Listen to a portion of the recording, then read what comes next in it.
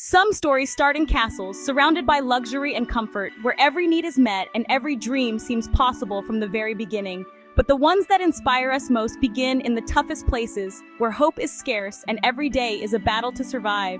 Howard Schultz grew up in the Canarsie projects of Brooklyn, surrounded by struggle and dreams that seemed out of reach. The world outside his window was harsh, filled with uncertainty and hardship. His family had little money, and every day was about survival. Simple things like a full fridge or new shoes were luxuries they could rarely afford. Howard watched his parents work tirelessly, always one step away from disaster. Their exhaustion was a constant reminder of how fragile their security was. Then tragedy struck. His father, a truck driver, was injured on the job. Suddenly, the little stability they had vanished overnight. With no health insurance or workers' compensation, the family was left with nothing. Bills piled up, and the threat of losing their home became very real. Howard saw the despair in his father's eyes and the fear that filled their home. The weight of uncertainty pressed down on them all. In that moment, he made a promise. If he ever had power, he'd never leave people behind. He would be the person to make a difference, to change the story for others like him. He would build something different, a place where everyone was treated with dignity, where no one had to feel invisible or powerless. That vow, born in pain and forged in adversity, would shape his destiny and guide every decision he made. Howard's journey began not with privilege, but with a promise to do better, a promise that would one day change countless lives. Escaping the projects was Howard's first test. Growing up in the tough neighborhoods of Brooklyn, he learned early on that life wouldn't hand him any favors.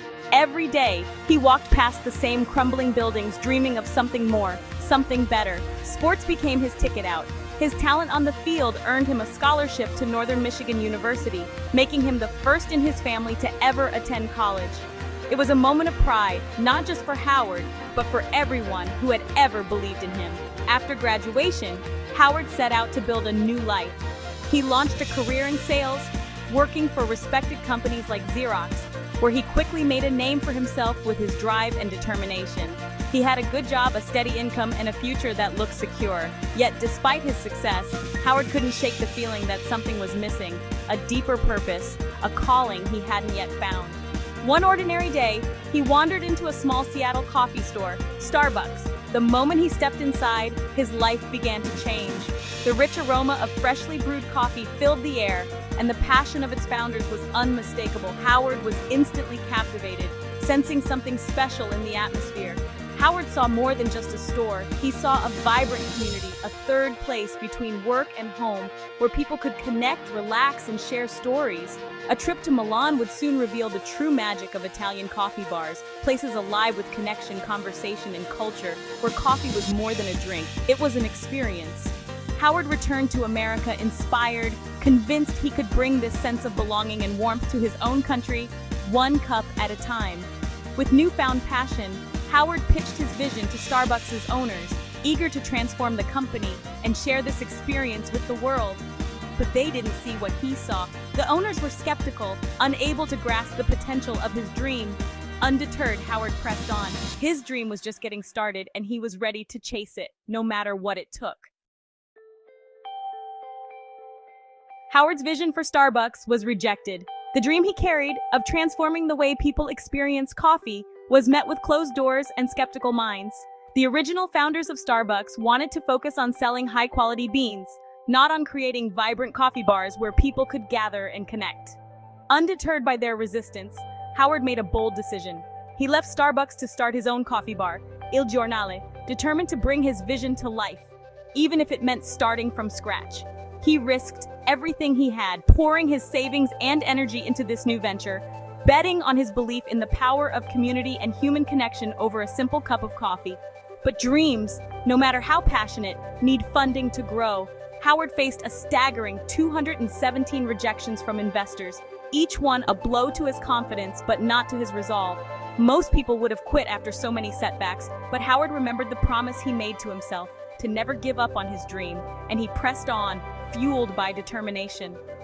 Finally, after relentless effort, he received his first yes from an investor, and then another. The tide began to turn. With just enough support, Howard opened Il Giornale. He poured his heart and soul into every cup, creating a welcoming space for all. His perseverance transformed rejection into opportunity, and soon, the once empty cafe buzzed with life and laughter. Howard's journey was fueled by resilience, late nights, and a refusal to give up, no matter how tough things became. Every no he received brought him one step closer to his dream, sharpening his resolve and vision. In the end, Howard proved that unwavering belief and grit can turn even the most unlikely vision into reality. The fire was lit, and nothing could extinguish it.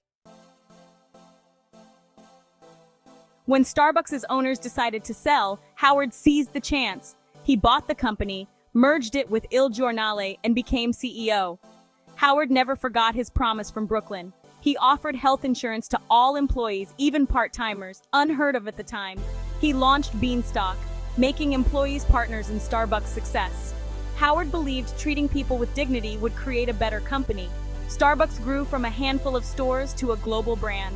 But Howard's legacy isn't just wealth, it's values. He proved business can be a force for good.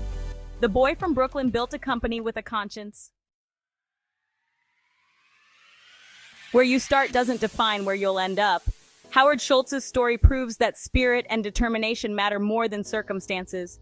He faced 217 rejections, but only needed one yes. Rejection isn't the end, it's a test of how much you want it. Your dream may face closed doors and doubters. Remember Howard's journey. Every no is just a step toward your yes. Hold on to your vision, even when no one else does. Let rejection fuel your fire. Your breakthrough could be one ask away. Keep going, your one yes is out there.